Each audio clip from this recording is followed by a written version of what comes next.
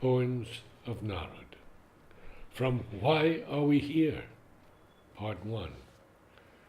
Truth or the Abyss.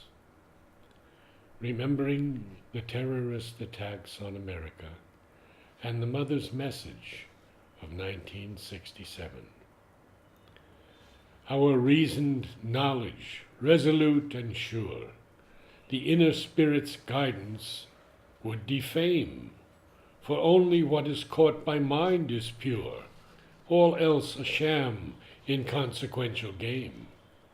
How fine this vast and subtle intellect, that even bends the scripture to its cause, the summit mind free of all defect, whose brilliant working formulates our laws, equating right with evil's dark demands.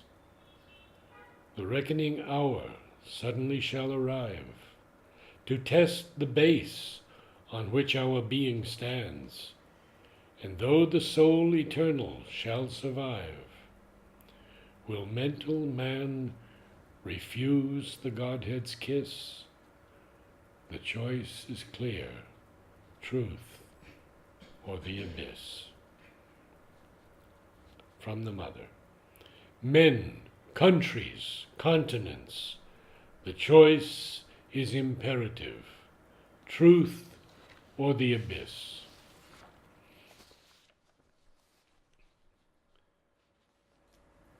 Weep, weep, O world, for loss. Now all the being seems to weep, denying rest, disturbing sleep. Weep for loss of all the fair, weep for all that we must bear. Injustice, jealousy, deceit, apathy of the vain elite, revolution, war, and death, inhaled with every painful breath, loss of joy and loss of peace, a world noise that we cannot cease, angry rap, incessant beat, tread of the demon's stealthy feet, love abandoned, friendship dead, deprived of our daily bread, violence of the mind-numbed mass, hatred spilled from every class, greed and power hand in hand, a crippled mind that cannot stand against the world's antipathy, whose cage is locked and lost the key, the body dying by degrees, hands that can no longer seize God's body in their weakened grasp, or touch the feet they long to clasp. Gaze on gold divinity, kneel before the Trinity, read the inward pointing sign that leads us to the life divine. Weep, weep, O world, for loss.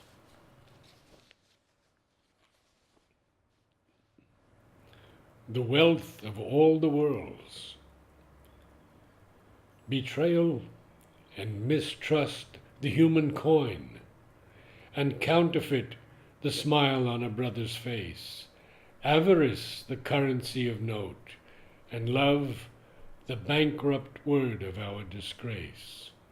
We launder funds to run our oiled machines that cater to fulfill man's heinous need, to plumb the sordid depths of his desire, and with solemn handshakes hide our mounting greed.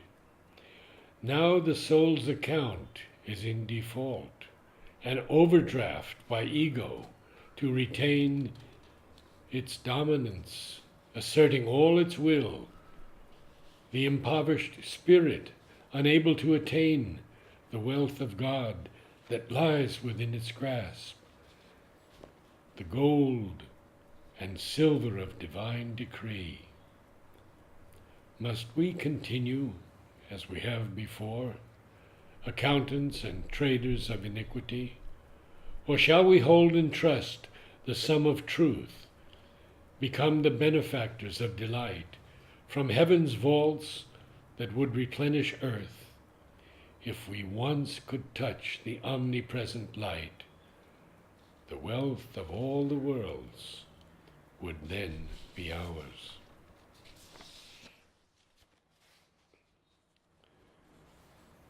There sits no crown.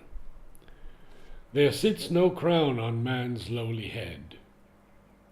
The lion with its majesty and force, the deer more swift, the eagle and the hawk, vision, speed, and strength that once was his, now lost in the evolution of the race.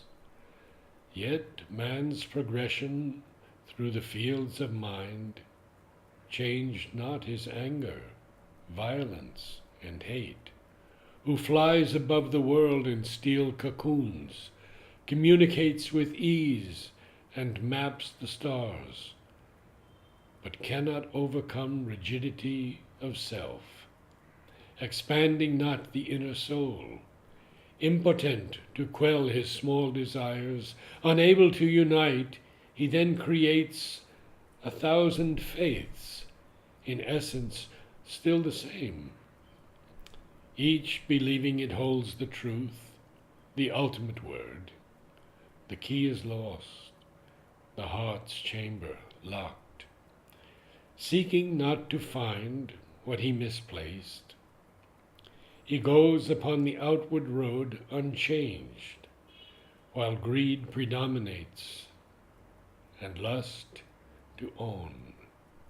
The greatness lodged within his breast is still, awaiting crisis or catastrophe, when he is forced by nature's means to find the deeper reason for his place on earth, hardly conscious of a higher state, no longer fearing God as judge and king, who doles out punishment and promises, rewards the good and casts all evil down. He is deluged with panaceas and advice.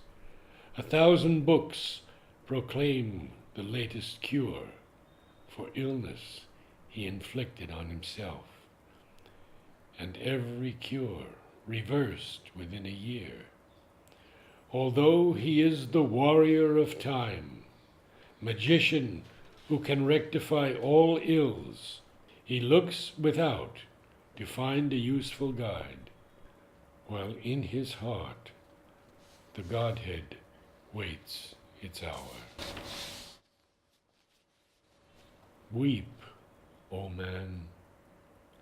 The lightning cracks, the raindrops splatter, the wind comes moaning at my door. I witness the great upheaval in matter and sense destruction at its core. Earth revolts against our greed, volcanoes belch and lava flows, tsunamis crash and then receive. Before our eyes the fire grows. Our triumphs are but children's toys. We have soiled ourselves with wanton need, desire and lust for temporal joys, committed every unspeakable deed. Weep, O man, for human wrongs inflicted on the innocent. Awake to that which in us longs to change before the hour is spent.